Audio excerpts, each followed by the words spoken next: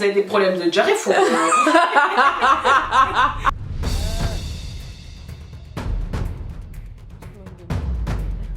Voilà, le gombo peut vous aider littéralement à faire caca. Si vous entendez des petits bruits, c'est normal, c'est parce que mon fils nous a rejoints.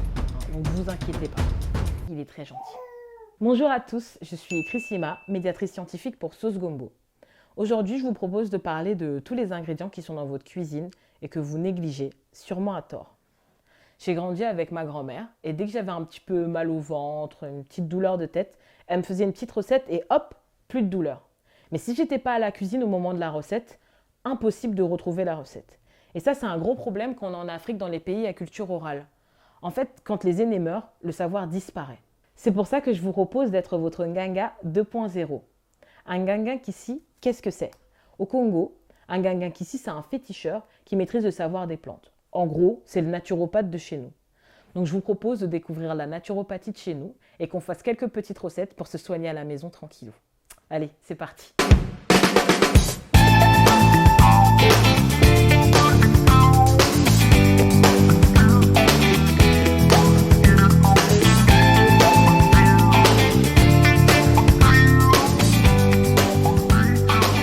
Le nom scientifique du gombo, et là vous allez rigoler parce que je vais devoir le prononcer, c'est Albémosus esculentus. Voilà, c'est très beau. Et ça sonne pas du tout congolais. Alors, le nom gombo, donc le nom nous qu'on utilise en Europe, ça vient d'une langue d'Angola, donc d'une langue du royaume Congo de l'époque. Ça se disait gombo. Le N et le G, franchement, à part les gens d'Afrique centrale, il n'y a pas beaucoup de gens qui arrivent à le prononcer. Sinon, donc dans les pays anglo-saxons, notamment aux États-Unis, où il est très utilisé dans la cuisine des Afro-Américains, ça s'appelle okra. Et là, l'okra, c'est un nom qui vient d'une langue du Ghana. Au Congo, donc République du Congo et République démocratique du Congo, c'est appelé dongo dongo. Il a aussi un nom que je trouve très joli. Ça s'appelle lady's finger, parce qu'un gombo, en fait, c'est fin, comme ça. Et du coup, on fait l'analogie avec un doigt de femme. Bon, je sais pas si le gombo ressemble vraiment à mon doigt, mais du coup, je trouve ça beau comme nom. Le gombo, je pense que vous le savez tous, on peut le préparer en sauce.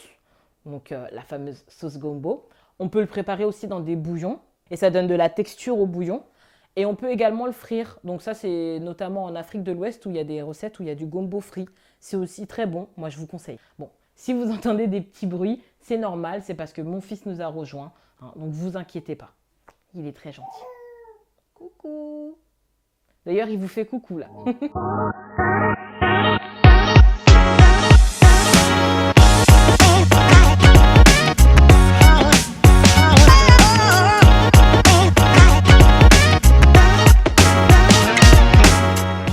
Taux de fibres très intéressant. Donc sa consommation régulière pourrait aider à gérer le taux de cholestérol dans le corps et la glycémie. Moi je pense que c'est quand même très bien parce que généralement le gombo ça se mange dans des sauces qui sont quand même assez grasses et on va le manger avec des féculents, donc en l'occurrence riz, igname, manioc et vous voyez ce que je veux dire. Donc si ça peut aider, c'est pas mal. Ensuite, le gombo, il a ce qui s'appelle à l'intérieur de lui le mucilage. Donc le mucilage du gombo, qu'est-ce que c'est? C'est la fameuse texture si spéciale du gombo. Il est très bavard là. Je pense que la vidéo, ça l'intéresse beaucoup. Le mucilage, c'est ce qui donne justement cette texture si spéciale au gombo. Et je pense que le peu d'entre vous qui n'aiment pas le gombo, c'est à cause de cette texture. Mais bon, il est très utile puisque en fait, ce mucilage, lorsqu'il rentre en contact avec l'eau, il va gonfler. Et du coup, quand il va rentrer en contact avec l'eau qui est dans votre corps, il va gonfler. Donc en l'occurrence, dans l'estomac, il peut servir de pincement gastrique, en gonflant. Et dans les intestins, en gonflant, ça va aider à éliminer. Et donc, l'effet de ce mucilage qui gonfle avec l'eau et le fort taux de fibres vont faire que le gombo est un excellent laxatif. Voilà, le gombo peut vous aider littéralement à faire caca. D'ailleurs, en parlant des vertus du gombo, selon une étude récente, alors attention, c'est juste une étude, les graines de gombo pourraient avoir un effet positif sur la maladie d'Alzheimer, Parkinson ou alors les maladies de dégénérescence du cerveau.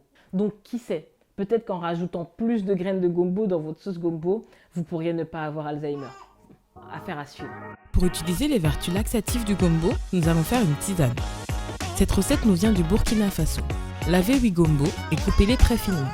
Après avoir fait chauffer 1 litre d'eau au micro-ondes ou à la casserole, mélangez-la à votre gombo et laissez le tout reposer 30 minutes. Si vous avez du mal avec la texture du gombo, vous pouvez le mixer en amont et également récupérer une partie de la substance gluante pour faire un gel pour cheveux. Bon, qu'on soit bien d'accord, si vous souffrez de constipation aiguë, vous allez consulter.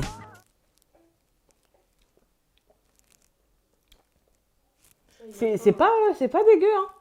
C'est pas dégueu? J'espère que je vais pas aller aux toilettes. Non, franchement. Après, je pense que vous pouvez peut-être ajouter des petites choses pour le goût, parce qu'il faut en boire une certaine quantité. Essayez, essayez. C'est mieux que les laxatifs, en tout cas. Bon bah voilà, moi mon laxatif est prêt, donc je suis pas en route pour les toilettes parce que j'ai pas tout bu. Bah, si vous avez aimé cette vidéo, n'hésitez pas à vous abonner, n'hésitez pas à nous suivre sur les réseaux, donc Sauce Gombo, et n'hésitez pas à me suivre Chrissy Mapoba, parce que je fais aussi de la photo.